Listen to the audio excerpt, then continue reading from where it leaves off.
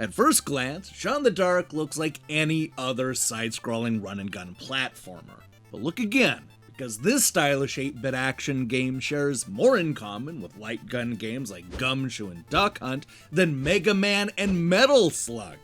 It's a clever mix of genres set against a Wild West backdrop filled with scary ghosts and flesh-eating monsters.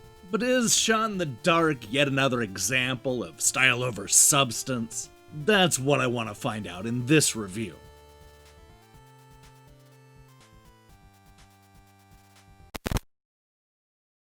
Armed with only a hat and a trusty 6-shooter, this is the story of a lone bandit who will stop at nothing to get his man, even if that means dealing with a supernatural apocalypse.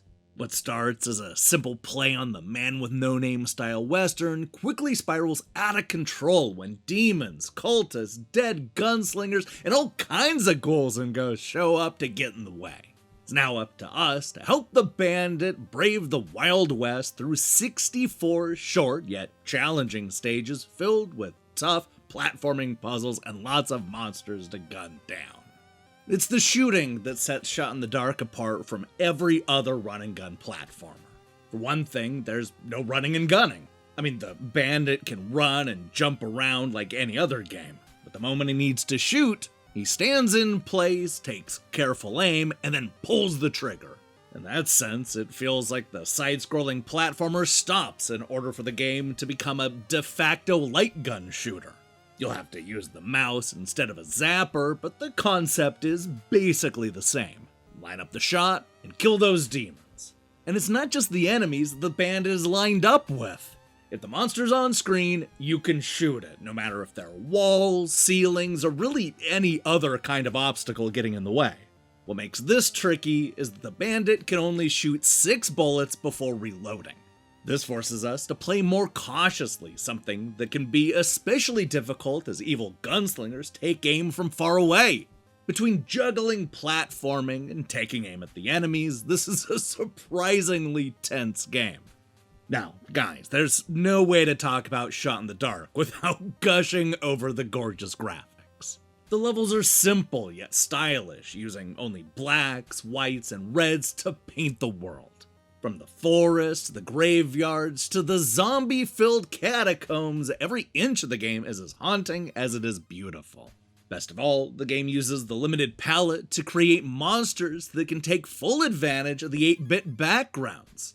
Enemies will completely blend in, becoming practically invisible to the human eye. A lot of the challenge comes from picking up signs that the enemy is nearby, a skill you'll hone over time. Sometimes it's looking for their beady red eyes, watching them pass by a white pillar, or seeing their reflection in the pond. You're constantly put into the situations where, like the title suggests, you need to take a shot in the dark. The way the game uses the monsters in the world is masterful, but it can also be frustrating. Shot in the Dark is a purposely challenging game that can't help but be cruel. Even if you're slow and careful, the game is designed to want to kill you with an enemy or obstacle you couldn't possibly see coming.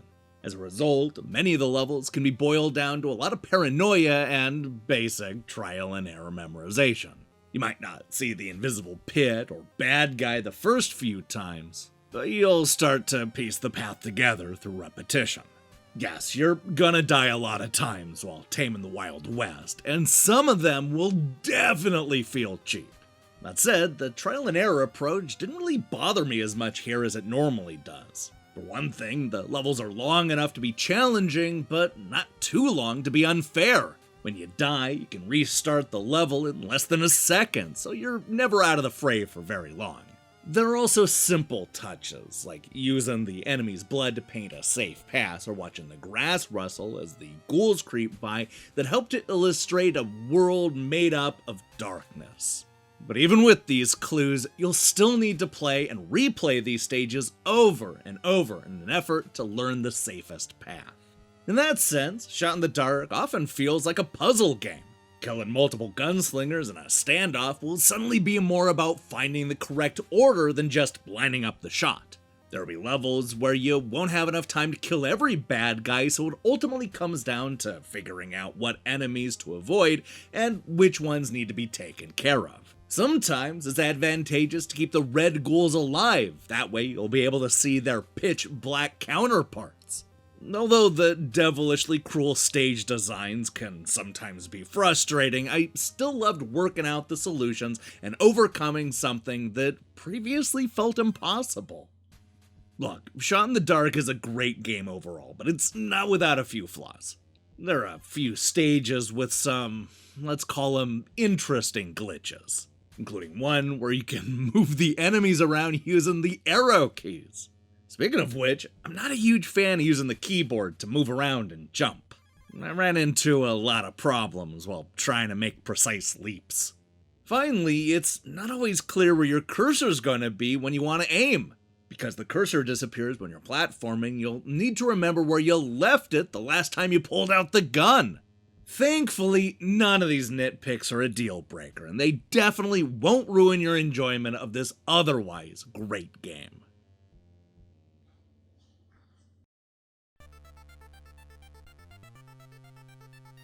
This is 2021's first big gaming surprise. Shot in the Dark is an inventive new action game that expertly mashes together genres, all while painting a gorgeous pixel world filled with darkness and paranoia. It can be frustrating and definitely cruel at times, but this sophomore release from Possum House Games wows with its old school looks and fresh new ideas. With only 3 colors and a 6-shooter, Shot in the Dark stands apart from all the other run-and-gun platformers. Highly recommended.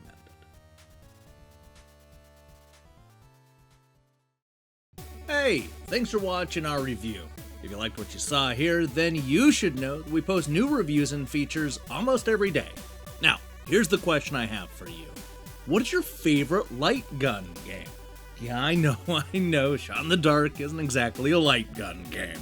But you know what? I say it's close enough. I can't wait to find out what you picked in the comments below. In other news, we'll be back next week with a whole bunch of new reviews, and who knows, maybe we'll even get to one of those new shows. We'll see. If that sounds good to you, then I strongly recommend you click that subscribe button and support what we're doing here. Until then.